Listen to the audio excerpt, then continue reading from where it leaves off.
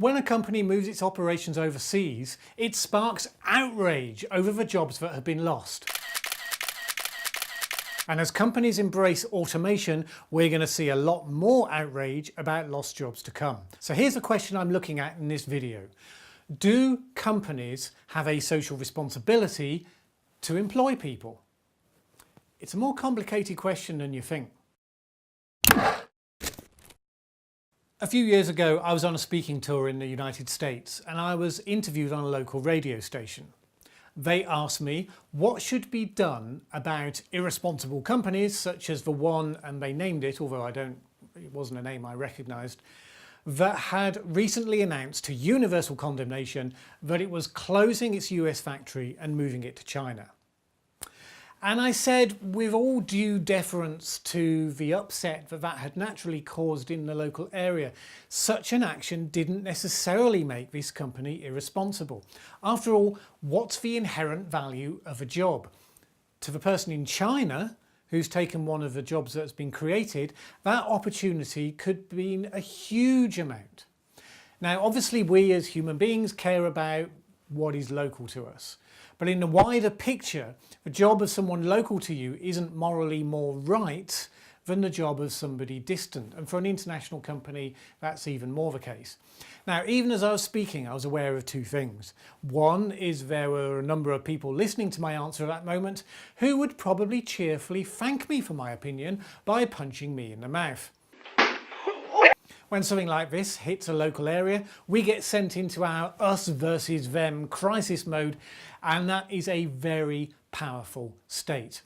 And two, that ultimately it's society that defines what is or isn't socially responsible. So whatever I or anybody else thinks about the logic of a situation is only of passing interest. But it's an interesting question because a big change is coming, and it's going to completely up the temperature on this discussion. What's been predominantly a localised issue in the past is about to become very widespread, and the thing that's driving that is automation. We are on the verge of an AI revolution, and everyone's talking about the work that's going to be automated that currently requires human beings. First in the queue is self-driving cars. Now, you may have thought self-driving cars will be cool because you'll be able to legally text your friends while sitting at the steering wheel of your high-tech car. But the vision of companies like Uber and Tesla is that you won't even need to own a car in the future, because you'll be able to hit a button and one of a fleet of empty cars in your area will turn up and take you where you want to go. Now, what happens to all the people that are currently employed to drive a vehicle? Well, they lose a job. Just imagine what that looks like if, say, 80% of taxi drivers, 80% of Uber drivers, 80% of truckers suddenly within a few years of each other are forced onto a job market where nobody has paid work for driving anymore. And that's just one group. If you look at the other occupations that are considered to be imminently doomed, you get telemarketers, insurance workers, tax preparers, data entry people, legal secretaries, accountants, waiting staff in restaurants, telephone operators, real estate brokers, cashiers, receptionists, and so on and so on and so on and so on. It's a huge list. Now, the big companies that currently employ thousands of people are well aware that this change is coming. They're also well aware of the potential backlash that comes with it. Those that actually talk about it give platitudes about how committed they are to retraining employees so that they could take part in the high-value work of tomorrow. But which high-value work do we think they mean? I doubt many of them will be likely to want to retrain as coders. And let's face it, even in the digital economy, you don't need that many coders, because code is about getting large-scale leverage from small amounts of input. So most likely we will see large numbers of jobs disappearing and society getting highly upset about it. The question really is this: do we have a right to be upset? Suppose I start a company today. It's a technology-based company that provides excellent services that you find really useful for your life. It solves one of your problems better than you've ever had it solved before. And because we live in a digital era, it does so by the utilisation of smart technology. Suppose I can support a huge user base, hundreds of thousands of customers with just a small team of 5, because it's an excellent, well-designed system and it's efficient. Now, in that scenario, probably everyone's happy. You're happy because I solved your problem.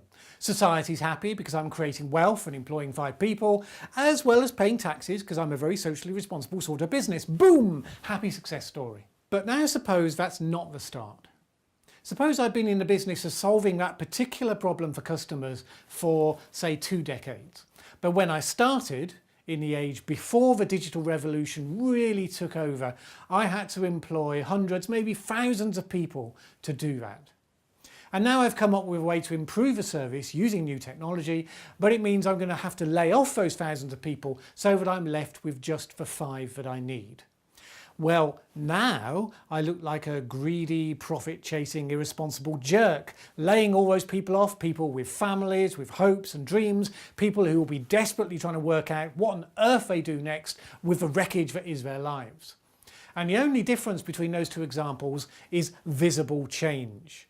And that's just the way we are as a species. We notice things that move. We focus on things that change. We don't see what might have been or what should have been, only what is, and we remember what.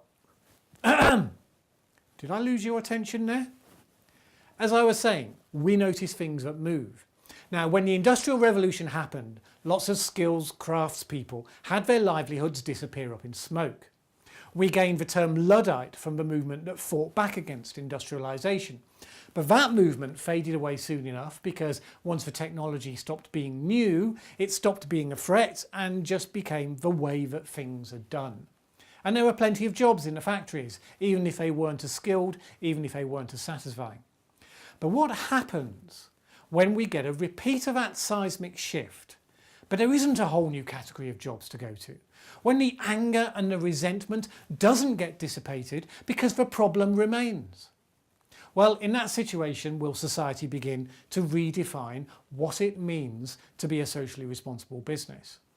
Will it explicitly suggest that a responsible business chooses ways to work that creates reasonable numbers of jobs, even if that means shareholders have to settle for less profit?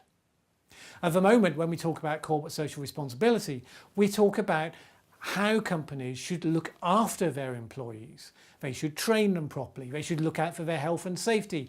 They should give them opportunities, not discriminate against them on factors such as gender and race and disability, age, sexual orientation, or any other factor you care to name. But what about the mere fact of employing people in the first place? At the moment, we don't explicitly say that it's a company's social responsibility to create a set percentage of jobs. We tend to assume it's all about the laws of the jungle. Technology will come and shake industries up, and those that resist the change will lose, and new businesses will arise to create wealth in better ways, and people will need to retrain, stay where the action is.